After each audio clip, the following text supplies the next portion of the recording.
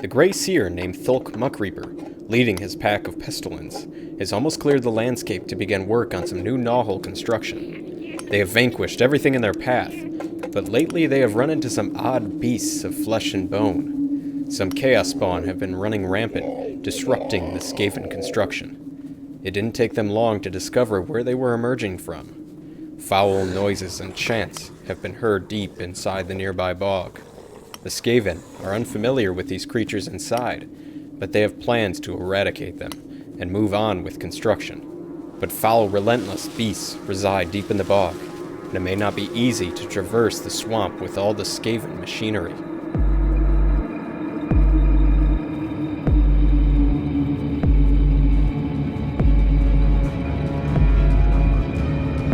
Beasts of Chaos versus Clan Pestilens. Let's introduce the armies. Starting off with the Clan Pestilens army, we have our general, the Grey Seer. He is our only wizard in the army, accompanied by two other heroes, with crazy abilities such as warpstone tokens, essentially being able to cast more spells without being unbound. This Grey Seer may pack a little bit of a punch as he leads in the troops. Just gotta be careful with that warpstone though. It can go boom boom. Our first hero, the Plague Priest. He is no wizard, but his prayers are just as devastating to the enemy, if not more. I would not get near this guy on the battlefield because he smells like one poopy butthole. The enemy should keep their units far from this guy and hope you finish him off before he vomits out some awful disease.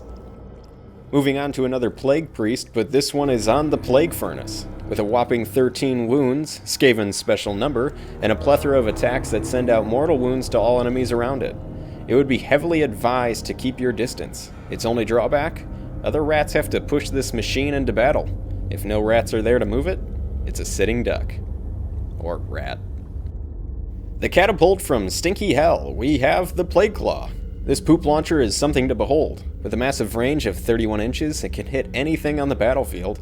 Also, the target does not even have to be visible to attempt to strike. Just have it take a seat on the back line all game and let it destroy hordes of enemies on the battlefield. Finally, we move on to the meat and potatoes of this Skaventide army, the Plague Monks. This wouldn't be a Pestilence army without hordes of poisonous ratmen and women, and these guys are deadly in numbers. With all the bravery bonuses running around, these rats may even stay in large enough numbers long enough to wipe out these poor beastmen. For this Clan Pestilence-based Skaventide army, they will be granted an extra command point to start the battle, running them up to 970 points. But now we move on to the Beasts of Chaos army, where these goats love to transform into chaotic masses of murder. We start with the general of the Beastman army, the Beast Lord. This savage general is small in stature, but when equipped with the artifact, the mutating gnarl blade, he can run through units like it's nobody's business.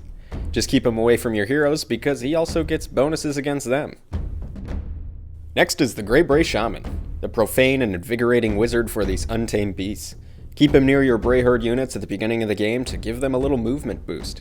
Also, he may be spending a lot of time near the Herdstone this match, with the end goal of sacrificing himself to acquire more deranged beasts from the ether. Our final hero is the Doom Bull. Armed with a massive axe that can slice through anything on the battlefield, keep him near your other Warherd units to give them bonuses in battle. And after he kills units, he enjoys feasting on their flesh. I guess because he is hungry and likes to set an example for the Bulgors. Here we have the Gors, the fun-loving bunch of the Beasts of Chaos army. They are the middle-of-the-row unit, but they are decent in large numbers, and in this battle they are maxed out at 3 models. Equipped with shields as well, they can really clog up the enemy, giving them some resilience in close combat. The older brother of the Gors are the best of Gors. These crazed goatmen can pack a punch on the charge, especially if you get a lot of them in to make attacks. Bestigors are one of the stronger mass units for the Beast of Chaos army, but their low wounds characteristic can be an issue at times. Let's see what they can accomplish in this battle. Next we have the Bulgors. These heavy impact units can tear through armor like it's nobody's business, and have a high damage output. They are able to take a few wounds each and stick around, but they consider their muscle hide viable armor, which at times is not the best. And finally we have the glowing rock that gives purpose to these beasts, the Herdstone. Set this terrain feature up before battle and grant some bonuses to Battle Shock, and make the enemy fearful of it, reducing their armor save. A nice addition as well when sacrificing to bring out other foul beasts. For the Beasts of Chaos army, they are a part of a special great fray, the Gave Spawn. If their heroes are killed in battle, they have a good chance to become Chaos Spawn and continue fighting on the battlefield. The army is just around 960 points and ready to protect their herdstone from these crazed ratmen. Let's move on to the battle plan and see what is in store for these two armies. We'll be playing Blood Swamp, a battle plan found in the Beasts of Chaos battletome.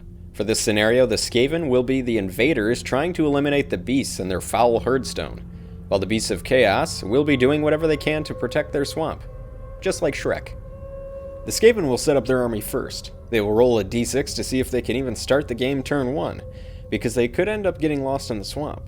After rolling, the units who manage to find their way to the battlefield are the Plague Furnace, Plague Claw, Plague Priest, and 20 Plague Monks. For the units lost in the swamp, this does not mean they cannot enter the battle later. They have a chance to find their compatriots later on in the game, or they could be lost forever. For the Beasts of Chaos, they set up their army after the Skaven, and setting up all their Bray Herd units in ambush, releasing them onto the board at the end of their first movement phase. This essentially leads to all the big bulls and a hero or two starting the game on the battlefield. Because these swamps are so full of stinky mist, there's a penalty to the range of missile weapons and spells until the fog clears later in the game, which is about 12 inches. So both armies will have to keep this in mind. Stay close to allies and watch out for the Plague Claw when the mist blows away. The goal of this battle is for the Skaven army to destroy the herdstone, eradicating the beastmen from this area. They must deal a total of 20 wounds to the stone before the end of the battle round 5 to achieve a major victory. For the Beasts of Chaos, they achieve a major victory if they wipe out these Skaven invaders, or just keep the herdstone intact by the end of the game to achieve a minor victory. As we fade out to the battlefield, we can see the herdstone is set up in the top right of the map, and the Skaven forces will be starting in the bottom left, trudging through the swamp to reach their goal. Soon, both armies will be setting up for battle. Let us jump to that now. As we are setting up the Skaven, the goal is to keep the Plague Furnace out in front of the pack, the Plague Claw holding up the rear waiting for the fog to clear in the swamp, and the Priest and the Monks near the furnace so that they can push it into battle. This group needs to be to the herdstone quickly before the end of the 5th battle round, hopefully killing some beastmen along the way. They can only hope the squad of 40 monks and the general appear soon from this maze of a swamp. For the beastmen, guard the herdstone no matter the cost. Keep the massive Bulgors and the Doom Bowl near the herdstone, waiting to ambush some Skaven that come close. We also have the Shaman near the herdstone to provide strong magical spells and help feed the herdstone its blood, so that later more beasts can be spawned into battle. Waiting in ambush, we have the Bestigors, Gors, and our general, the Beast Lord. Sadly lost in the swamp are a unit of 40 Plague Monks and the Grey Seer general. So the battle begins. To start, we will roll off to see who goes first. For the duration of the battle, Skaven will be the pink dice and the Beasts of Chaos will be the blue dice. With Clan Pestilens getting a 2 over the Beastmen 1, they have decided to go first in this matchup. Clan Pestilens, turn 1. The Skaven start the hero phase off with 2 command points. Next, our priest will pray. The Plague Priest ends up rolling a 2, so no prayers are cast. And unfortunately, the same thing happens to the Plague Furnace. The goal here was to roll a 6 to get off a Great Plague. Starting the movement phase, all the units will run towards the herdstone. The Plague Claw getting a 2. The Plague Priest moving an extra 6. The Furnace rolls forward for an additional 3 inches. And finally, the 20 Plague Monks dash forward an extra 6 inches, bringing up to a total of 12. While I push these monks forward, I will remind you there is a squad of 40 Plague Monks and our general the Grey Seer who are currently lost in the swamp. On a 4, 5, or 6, they managed to make their way back to the army. An unfortunate roll for our general, which was a 3, but on a 6, we now have a mass of monks very close to the herdstone, hoping to speed through in the next couple rounds. Now we move on to Beasts of Chaos, turn 1. The beastmen start off with 1 command point and 1 primordial call point. In the hero phase, the Great Bray Shaman will attempt to cast Mystic Shield on the Bulgors nearby. Unfortunately, a roll of 4 is not enough. Next, the Shaman will take D3 damage to boost up the primordial call points. Taking 2 damage brings up the total to 3. Hopefully these beasts can spawn something soon to help fight back the Skaven. Next is the movement phase. The Bulgors and the heroes nearby have decided to hold their ground and let the Skaven come to them. With the Herdstone aura to protect them, they don't see much of a reason to charge forward. Let's not forget about the units who were left in ambush. North of the Skaven, we have the Bestigors and the Gors, ready to ambush and slow down their advance. Our general, the Beast Lord, has different plans. That Plague Claw has a potential to be devastating to the hordes of beastmen. He is hoping to take it out. The only unit eligible to charge is the Beast Lord. He needs a 9 to reach the Plague Claw, failing it on a 5. After this failure, all phases of the battle round are complete, and we move on to turn 2. To start, the two armies roll off. Skaven winning the roll on a tie. A 6 definitely beats a 2, and the Skaven have decided to go first this round. We will see if the fog fades away from the swamp on a 1, returning missile weapons and spells back to their normal range. On a 6, the battle continues without change. Clan Pestilens gain a command point. Starting the hero phase, our priests attempt for a Great Plague once again, hoping for a 6. The Plague Priest is unsuccessful, but the Furnace makes it happen. The Skaven choose the Never Plague, a strong ability that lasts the rest of the game. On to the movement phase. We run our models once again closer to the Herdstone. The Furnace moves an extra 2 inches. The monks will move a total of 12 inches, successfully blocking the Furnace from the Gors and the Bestigors to the north. Hopefully this plan does not backfire here, because the Furnace needs at least 10 Clan Pestilence models close to push it forward. Next, the Plague Priest will run 4 inches forward, hiding out in the woods. And the unit of 40 monks will scoot an extra 2 inches forward. While time passes, we will see once again if our general can make his way through the swamp to lead his army. And he is still lost. Maybe next round. Now we move on to the shooting phase, where the Plague Claw has a target, the Beast Lord. The Plague Claw needs 3s to hit, 3s to wound, and sadly does not wound with a 2. The Beast Lord dodged a poop pile there. Now we move on to the Beasts of Chaos, turn 2. Starting off with their command points, they increase from 1 to 2. And they also gain a primordial call point, bringing them up to 4. Now the hero phase begins, with the Great Bray Shaman attempting to cast Mystic Shield on the Bulgors, getting a 5, which is unsuccessful. The Shaman is now disappointed in himself, and has decided to sacrifice himself to the Herdstone, feeding the primordial call points, dealing himself 1 more additional damage. This does boost the call points up to 5 though, so good job there. Time for the movement phase. The Beast Lord will move first, getting closer to the Plague Claw to make an easier charge later in the turn. The Bestigors then run, getting a 6 as they rush forward towards the unit of 20 Plague Monks. The 30 Gors will attempt to do the same, and they roll a 1, so at least they are trying.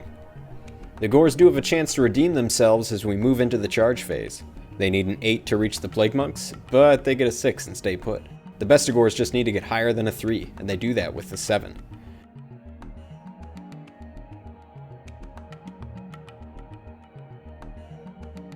We then move to the Beast Lord, who rolls. Oh, well, that die is all funky. Try that again.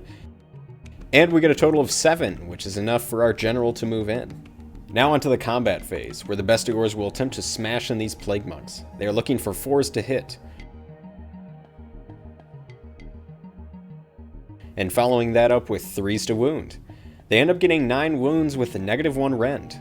With the -1 rend, these monks have no chance to save, but as 9 of these monks die, they have a chance to send mortal wounds back on a 6 because of their contagion banner.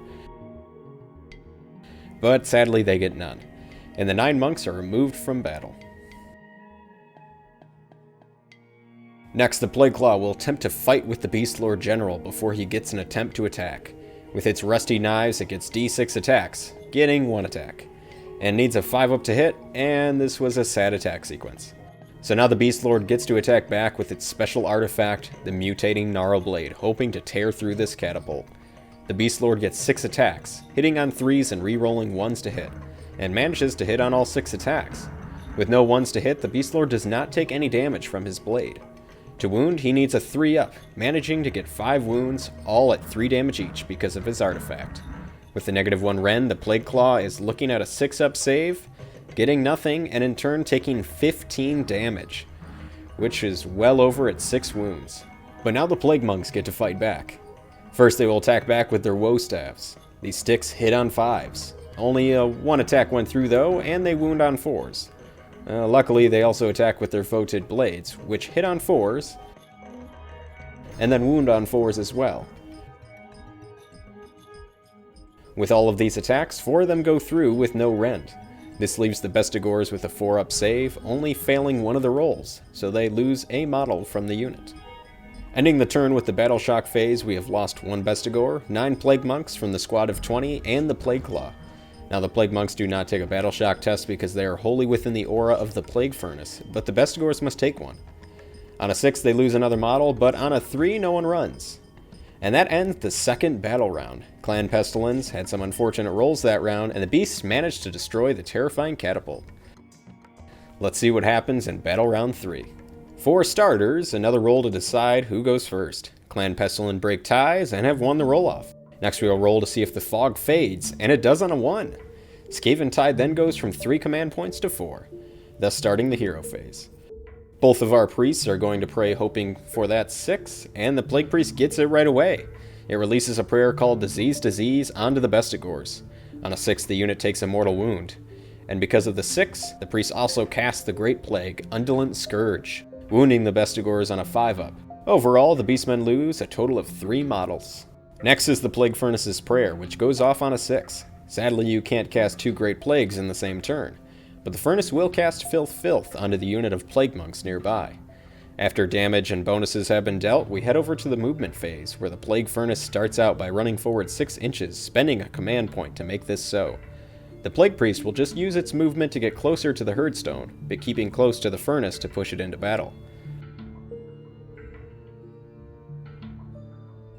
The unit of 40 Plague Monks will also move forward without running, hopefully getting to charge later in the turn. In the meantime, we will see if our general, the Grey Seer, can make his way to the battlefield this turn. If not, he is considered slain and cannot enter this confrontation. And the Pestilence general has decided to leave his troops alone to fight. They could have really used the help here. Alas, he is lost for the rest of the battle. On the bright side though, the squad of 40 monks makes a huge charge roll with a 12 and makes it to the Doom Bowl and the Bulgors. Hopefully they can make it through this last line of defense so they can sunder the Herdstone.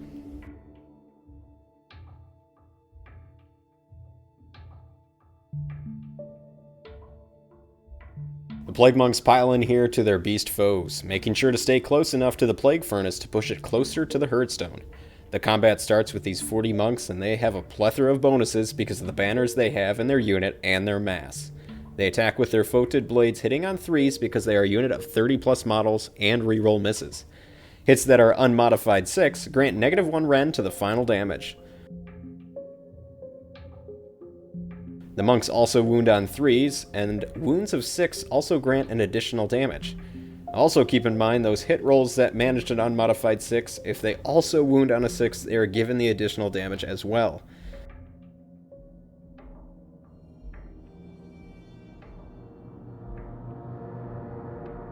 So after all these confusing rolls, you can see the monks hit a total of 17 times with varying outcomes. Oh yeah, and this was just against the Doom Bowl, who has to make all of these 17 saves.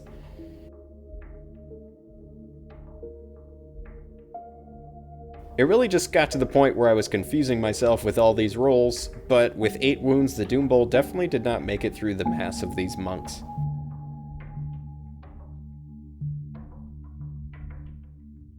But when a hero dies in this Beasts of Chaos army, they have a chance of becoming a Chaos Spawn.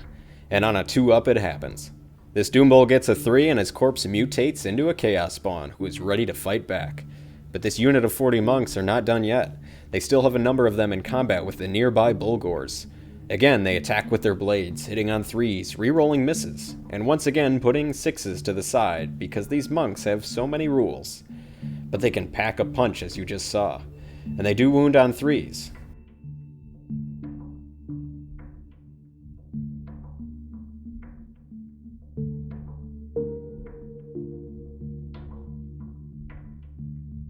So after all of this rolling, the monks managed to push out 12 wounds to these Bulgors. First, the Bulgors will tackle the 6, 1 damage saves, looking for a 5-up, only making 1, which means 1 bull is down. Looking for a 6-up on the -1, and fails. On the 2 damage rolls, they only save 1.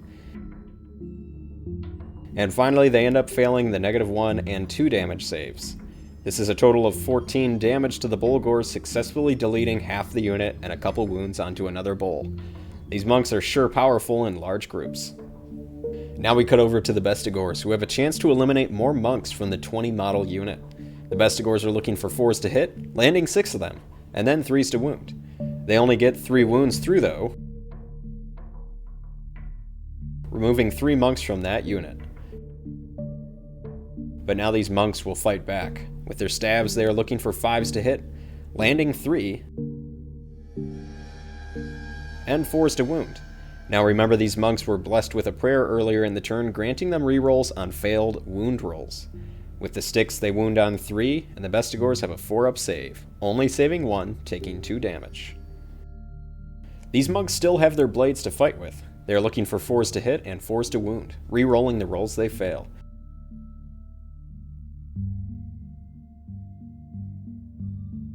They land 9 wounds onto these Bestigors,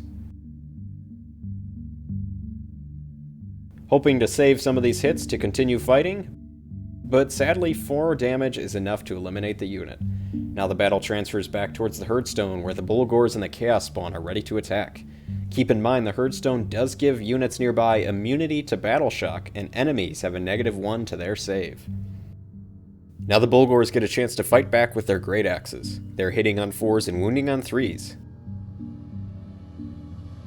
With the -3 Ren, the Plague Monks have no chance of saving, taking 9 damage from the axes. Then they attack with their horns, hitting on 4s and wounding on 4s as well, but they are unsuccessful with their horns as they cannot do damage with them. As the monks lose 9 models, they have the Contagion banner and are ready to send mortal wounds back on a 6, and they only manage to send 1 wound back, unfortunately not enough to kill another Bulgor model. Thus we remove the 9 monks from the unit.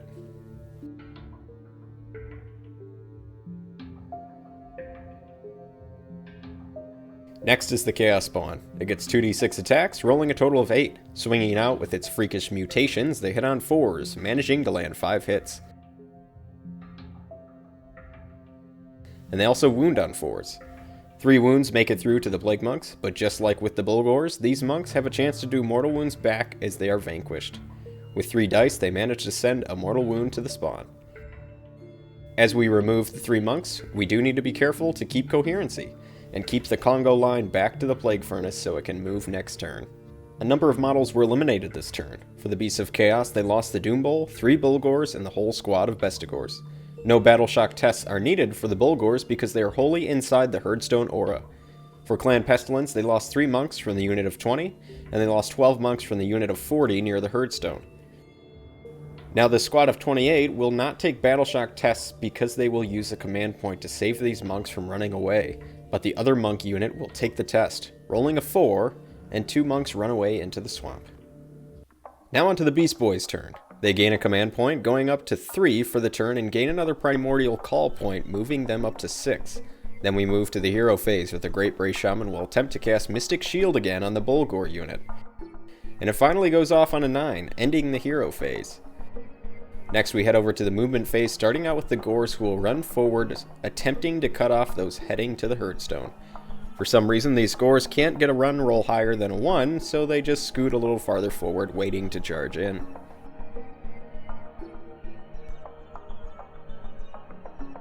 After eliminating the Plague Claw, the Beast Lord is very lonely and decides to run closer into the fray, getting a massive roll of a 1. Not doing too hot on these run rolls this turn. But the Shaman sacrificing its vitality the whole game may have paid off. As we spend our 6 primordial call points, we spawn in a unit of 10 Bestigors that were destroyed last turn.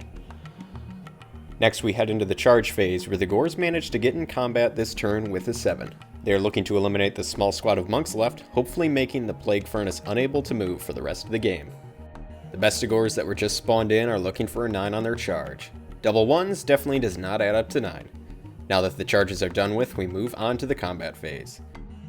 To start, the Great Bray Shaman is going to use a command point to use Propagator of Devolution, a fun ability that feeds off Chaos Spawn nearby. The +1 to the attack characteristic is going to be placed on the Bulgors, and they are fighting next. With this bonus, the Bulgor starts swinging at the Plague Monks, landing 3 of their hits. The Plague Monks still have the Contagion banner in the unit, so on 6s they retaliate back with mortal wounds. And they get a 6, which will take out another Bulgor. Unfortunately, with how this Plague Monk Congo line is set up, we have to take monks away that are near the Chaos spawn because we need models to push the Plague Furnace closer to the Herdstone. And as of now, even that is getting super thin. So we will remove the monks that were cleaved down by the Great Axes and remove the Bulgor who couldn't take the poisonous blades. The 2 Bulgors still have not attacked yet with their horns. After all the rolling has been completed, they managed to send 2 more wounds through to the monks. The monks will attempt to retaliate back, but no 6s, and 2 more monks are removed from battle. After removing the monk models, this is what it looks like. A mess. Next, the 6 monks left in the 20 model unit attack the Gors that just charged in. With their staves, they hit on 5s, and then wound on 4s. One stick attack manages to go through, giving the Gors a 4-up save, which they do not succeed, removing a Gor from play. Next, the Foetid blades swing at the Gors. On 4s to hit and 4s to wound, they only manage 2 more wounds to travel through. The Gors get a 4-up save again, making 1 and failing 1, losing another model.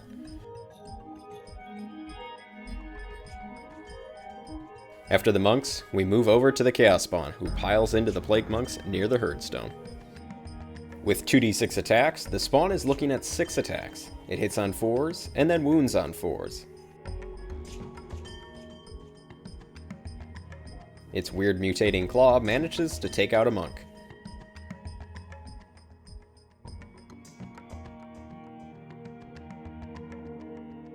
Next, the monks fight back with all their attacks going into the Bulgors.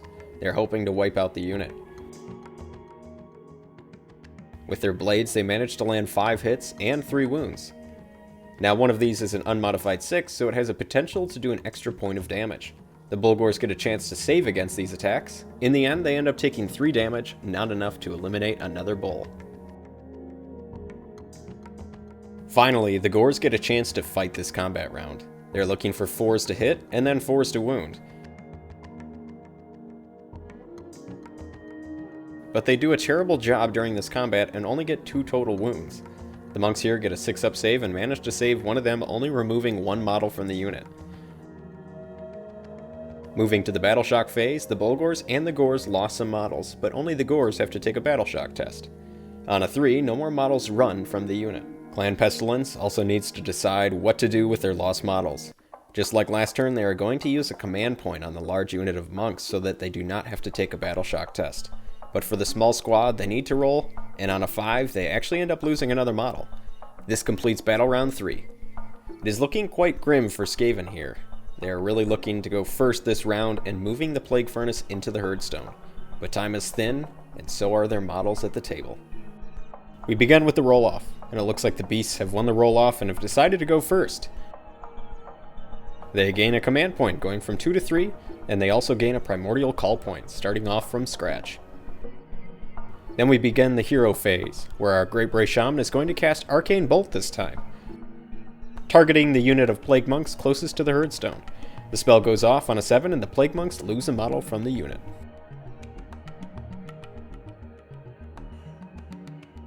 Now we run on over to the movement phase, where our Beast Lord is going to run forward towards the Plague Furnace, and on a 6 he will definitely gain some ground. Next are the Bestigors, who can run and then later charge in the turn. With a 5 on the die, they head that much closer to the unit of Plague Monks.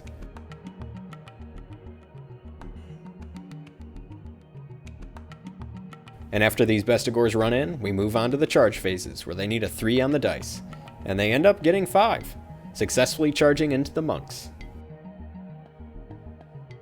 Once the combat phase starts, the Great Bray Shaman will once again spend a command point to use the ability Propagator of Devolution onto the Bestigors to give them a bonus when attacking the monks. And the Bestigors decide to attack first this battle round. The Bestigors get a lot of attacks here. They're hitting on 4s and then wounding on 3s. And with the bonus, they get 10 damage going into these monks. Once again, these monks get a chance to retaliate against the Bestigors. On a 6, they take a mortal wound, and they end up taking only 1 damage. Next, the Plague Monks near the Gors will attack. They get 4 attacks with their sticks, looking for 5s, getting 1, and then looking for 4s, with a single wound heading to the gores. Now the gores get a 4-up save, managing to shake off the damage. Now the monks get 8 attacks with their blades, hitting on 4s and then wounding on 4s. Looks like the gores here are going to have to attempt to save 3 wounds here, and again they are looking for 4-ups, and they manage not to take a single damage from these monks. Now it is the gores' turn to retaliate back. They are getting 21 attacks, looking for 4s to hit and then 4s to wound. They only need to get 4 wounds here to eliminate the unit of plague monks. They manage to get 8 wounds here, but the monks have a chance to save. They need at least to make 5 of these with 6s, and they only get 2. This officially eliminates the unit, but there are still some plague monks out on the battlefield, and they are attacking back at the Bestigors. With their swords, they get 10 attacks, looking for 4s to hit and then 4s to wound.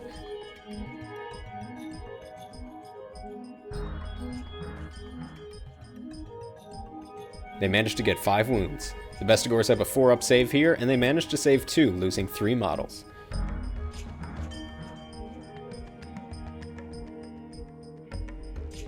Combat is over now, and we move on to Battle Shock.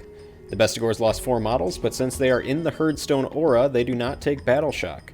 The Plague Monks, though, would need to make a Battle Shock, but they will instead spend their last command point to save some monks from running away. Now we move on to turn 4, Clan Pestilens. To start off, they get a command point back that they just used. Next we move on to the hero phase where some prayers will be cast. The Plague Priest has got a 4 on his first attempt, which would be successful, but is looking for that 6 at this stage of the game to cast a Great Plague. A 5 is still more than enough, though. The prayer Pestilence is cast, targeting the 3 units nearby. On a 4-up, a unit will take D3 mortal wounds. The Bestigors will take D3 mortal wounds, only taking 1 wound though. The wounds manage to glance off the Chaos Spawn, and the Bulgors will end up failing and taking 3 damage. Now the Plague Furnace will pray. Luckily it gets to reroll that 1, and manages to get a prayer off. The Furnace will target itself with its prayer Filth, to grant rerolling on failed wound rolls until its next hero phase. Also in the hero phase, the unit of Plague Monks still have the Book of Woes in the battle. It is looking to send out some mortal wounds to the Chaos Spawn nearby. On a 4-up, it sends out a mortal wound, which would be enough to kill the spawn, but on a 1, they are unsuccessful. Next is the movement phase, where the Plague Priest will take a few steps away from the fray, hoping to not get charged into on a later turn. And sadly, so many Pestilence models have been destroyed near the Plague Furnace that it cannot move anymore. It is a sitting duck, and the chance to destroy the Herdstone at this point is very slim. Moving on to the combat phase, the first attackers of the few Plague Monks still left to fight. They are targeting the Bestigors with their swords, looking for their usual 4s to hit and then 4s to wound. They manage to get a wound through to the Bestigors. And for the Bestigors, their armor is not enough here, and they take a single damage, losing a model. The Bestigors will then attack back with 4s to hit and then 3s to wound. The Bestigors here end up rolling very well, landing 5 mortal wounds, which is enough to wipe the unit. But at least these monks still have that contagion banner. They retaliate back, and manage to kill the Goatman on the way out.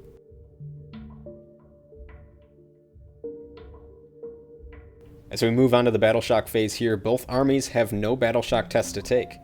That was the last of the monks on the table, and the Bestigors are still within that Herdstone aura. With that, we look at the table.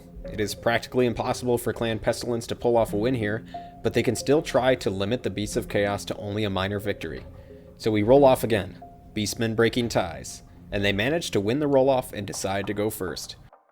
Just like always, the Beasts of Chaos gain a command point, as well as another primordial call point. Beginning the hero phase, the Great Bray Shaman will attempt to cast Mystic Shield on the nearby Bulgors, and it succeeds on an 11. Then the Shaman will attempt to sacrifice itself to the Herdstone. The Shaman takes 2 more wounds, feeding the primordial call points and killing the Shaman. But remember, when a hero dies, they have a chance to become a Chaos Spawn, and on a 2-up, the Great Bray Shaman has just done that. Next, the Beasts of Chaos begin closing in on the Plague Furnace, hoping to destroy this massive machine of poo. The Beast Lord has a different idea. He wants to take out the Plague Priest not too far from the woods. The Gores will follow suit with the Bestigors and make their way closer to the furnace.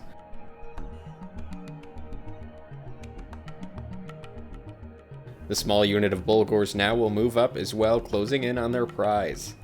Following them are the Chaos Spawns, who roll a 4 on movement, not that great. and a 10, which is fantastic to get closer to the Skaven. Now the beasts charge in. The Bestigors need a 3 and they get an 8. The Bulgors get an 11. And one of the Chaos Spawn gets an 8 to close in on the furnace. The Beast Lord who is looking to get to the Plague Priest rolls a successful 7. The purple spawn that was very far away from the combat rolls a 5, which is not enough to go anywhere. And the Gors just need a 3, and they charge in on a 6.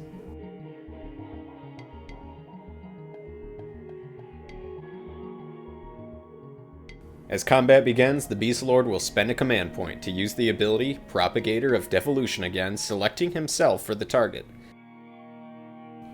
Now, as someone who reads super well, I read this ability wrong. I was supposed to add 1 to the attacks characteristic of the melee weapons, but for some reason rerolled failed wound rolls? I have no idea where I got that from. At the end of the day though, it did not change the outcome of this combat. When you deal a total of 15 damage, no Plague Priest can survive. As the priest dies, the Beast Lord will spend another command point and use his command ability Grisly Trophy. This grants all Brayherd units within 18 inches, so both the Gors and the Bestigors, rerolls to both failed hits and wound rolls. But the Plague Furnace gets to attack next, and it has taken no wounds this battle. The Plague Furnace knows the bonus that was just given to the Bestigors and wants to wipe them out first. It will attack first with its Great Plague Sensor targeting these goats. On a 2-up, the Bestigors take D3 plus 4 damage. The attack goes through and they take a total of 5 damage, which is definitely enough to wipe the unit. Then the Furnace attacks with its Warpstone tipped staff, targeting the Bulgors. Needs a 4-up to hit, but does not hit. Next are the Blades, hitting on 4s and then wounding on 4s. Now keep in mind the Furnace does still have the Prayer Filth active, so it gets to reroll failed wound rolls. And with the Blades, the Bulgors have to make 3 saves. They're looking for 5-ups, and they save 2, taking 1 damage, which is enough to take out a Bulgor. And the Furnace gets a final attack with its Rusty Wheels and Spikes. It gets D6 attacks, landing a 5. Then from there we are looking at 2s to hit, and then 3s to wound. After re-rolling the failed wound rolls, we are looking at 4 damage at a -1 rend. The Bulgors have a 6-up save here and must make one of them to survive. And they do. Now that all Clan Pestilens units have fought this combat round, the rest of the beasts get a chance to eliminate the final Skaven model on the table. The final Bulgor will attack first, looking for 4s to hit and then 3s to wound. He manages to get 3 damage through at a -3 rend, but the Furnace has an ability called Protection of the Horned Rat, which grants an additional 5-up save on any damage. With this, the Furnace takes only 2 damage, down to 11 wounds. The final Bulgor still has its horns, but misses both attacks. The Chaos Spawn is next with 7 attacks coming through. It is looking for 4s and then 4s.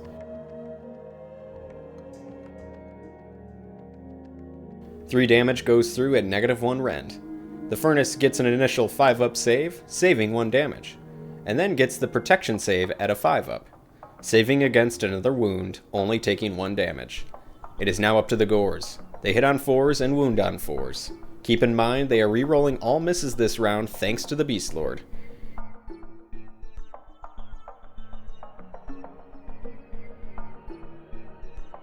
After all the attacks, the Furnace is looking at 8 5-up saves. After the first save roll, the Furnace only stops 1 damage from going through. On the second set of saves, though, it saves against 3 damage, bringing the total wounds to the Furnace down to 6. It was not enough. At the end of combat, the Furnace has another ability where it can deal mortal wounds to all enemies nearby on a 4-up. Against the Chaos Spawn, it takes a mortal wound and destroys the model.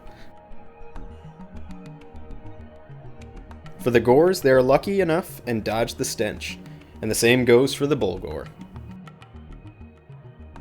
This is the end of the 5th battle round. The Skaventide Clan Pestilens army was unsuccessful in sundering the Herdstone, while the Beasts of Chaos were unsuccessful in wiping the battlefield of all Skaven units, though they were close. The beastmen end up claiming a minor victory here and still live on in this murky bog.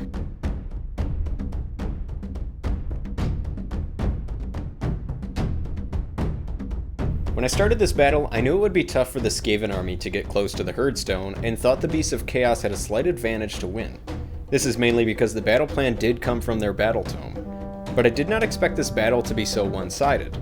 There were a few things I missed rules-wise, and I apologize for that, but in the end I don't believe that would have changed the outcome much at all. The major thing I believe turned the tide of battle was when the Beast Lord turn 2 destroyed the Plague Claw catapult, before the fog moved on from the battle. That catapult would have absolutely wrecked those larger units of Gors and Bestigors. The other thing was the fact that the Grey Seer was unable to make it into the fray. I found this very frustrating, but very understandable for the scenario we were playing. The Grey Seer could have had chances to steal command points, unbind spells, cast its own spells, and so on. But I do have to give some credit to the beastmen. I believe I had a good strategy from the start. Slow the Skaven down before they reach the Herdstone, and if they get close, you have Bulgors to protect it. It was a simple yet successful strategy. Also, I feel they definitely rolled better in this battle, but this is a dice rolling game. Someone is going to roll well, and the other one will roll like garbage. The unit that shined on the battlefield this game for the Beasts of Chaos was definitely the Beast Lord. With that artifact he was equipped with, sending out 15 damage twice was absolutely insane. Very few hero units in Age of Sigmar could have held their ground against that. For Clan Pestilens, the best unit was the squad of 40 monks. It was unfortunate they had to stay so close to the furnace the whole game, otherwise I think they would have taken out everything near the Herdstone and in later turns sundered it. In hindsight, maybe I should have had ignored staying near the furnace and just went for the Herdstone. Overall, I feel the game went well, with just a couple minor hiccups. Both sides played their hearts out and I really did enjoy the battle plan. Adding elements into the game other than objective capture and destroying all units can add some needed excitement to any battle. I do have plans of doing other battle reports in the future, but I need to gather up some other armies first. For those who have stuck around, I want to thank you all for watching. And of course, happy gaming.